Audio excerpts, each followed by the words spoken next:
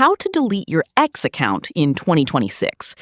In this tutorial, I'll show you how to deactivate your account and start the deletion process.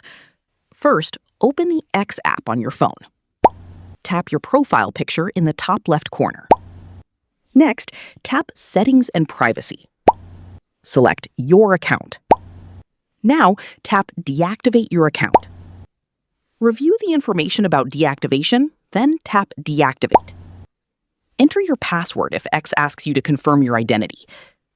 Once your account is deactivated, avoid logging back in if you want it to be permanently deleted. X provides a 30-day deactivation period before the account is permanently deleted, so make sure you don't reactivate the account during this period. And that's it! You've successfully started the process of deleting your X account. If this tutorial helped, don't forget to like the video, subscribe to the channel, and check out more X and social media tutorials.